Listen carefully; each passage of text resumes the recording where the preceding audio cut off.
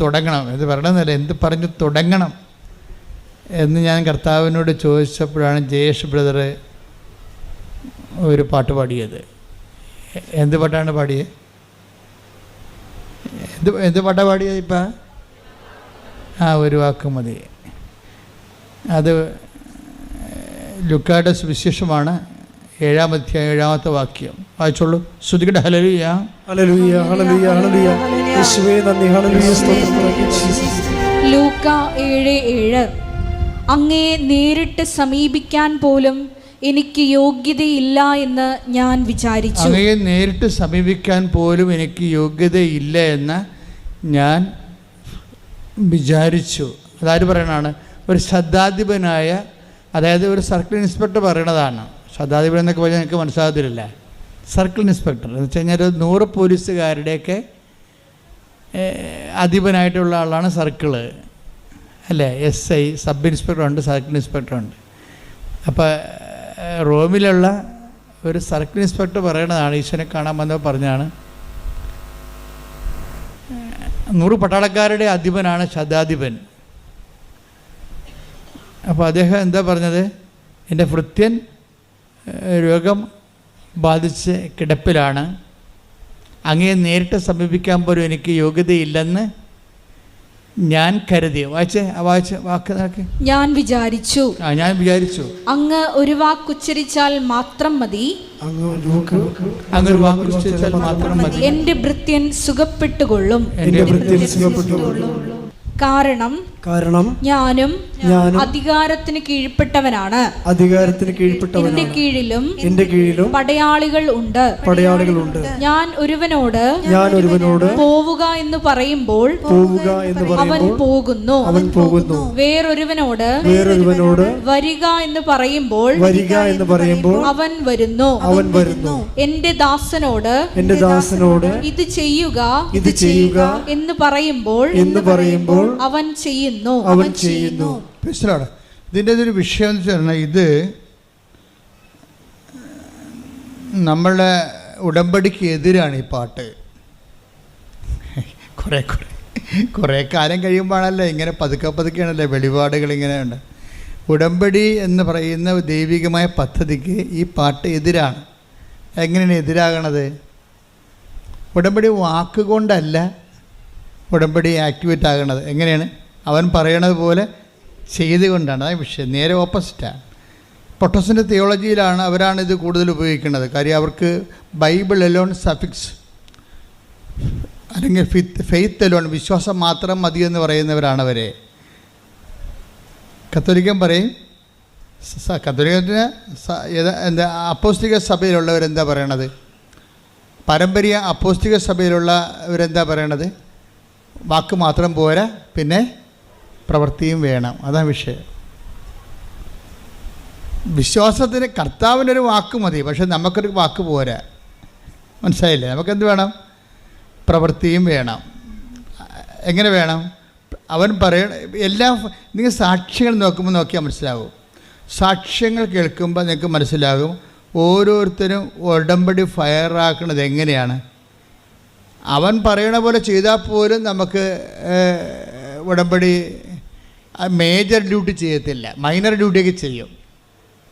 Major duty ചെയ്യണമെങ്കിൽ, ഇപ്പോൾ major duty എന്ന് പറഞ്ഞാൽ കോംപ്ലിക്കേറ്റഡ് പ്രോബ്ലംസ് അല്ലേ, ലൈഫിൽ വരുന്ന കോംപ്ലിക്കേറ്റഡ് പ്രോബ്ലംസ് അല്ലേ, അത് അവൻ പറയണ പോലെ ചെയ്താലും ചില കോംപ്ലിക്കേറ്റഡ് പ്രോബ്ലംസ് അത് തരണം ചെയ്യാൻ പറ്റത്തില്ല.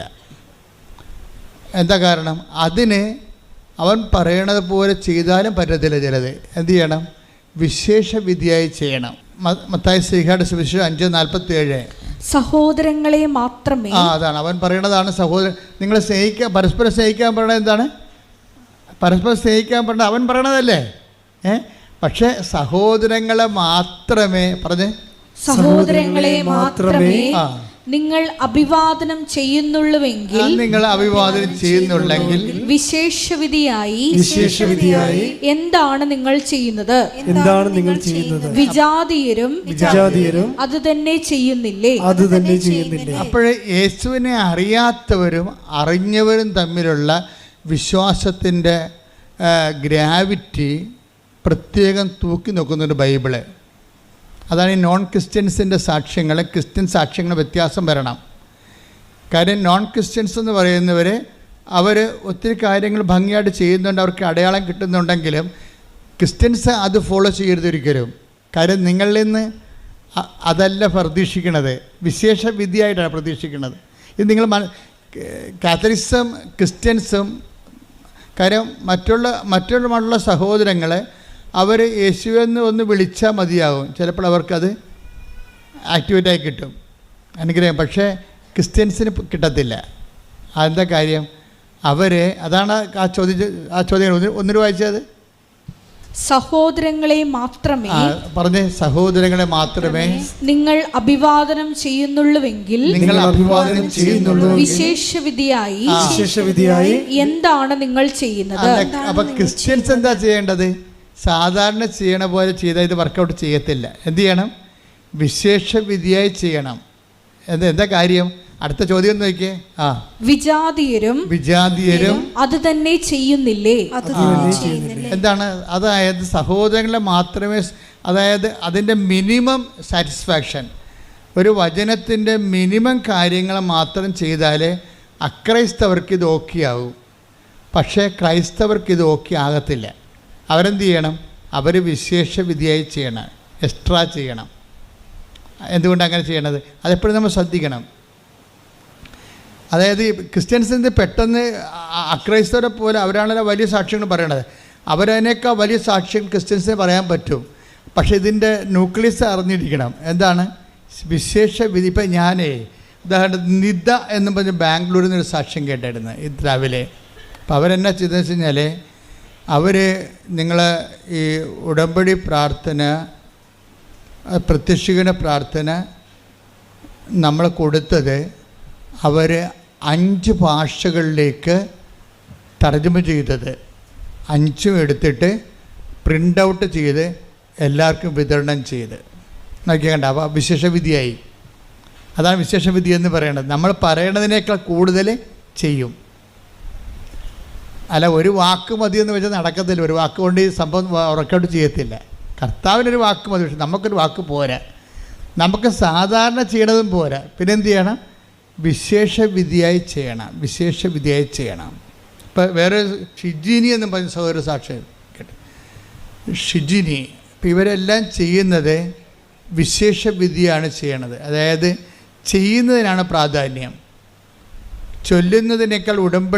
ഉടമ്പടിയിൽ എല്ലാ വിഷയങ്ങൾക്കും സമാധാനം ഉണ്ടാകുന്നതിൻ്റെ പ്രധാനപ്പെട്ട കാരണം നമ്മൾ ചൊല്ലുന്നതിനേക്കാളും ചെയ്യുന്നതിനാണ് അവിടെ പ്രാധാന്യം.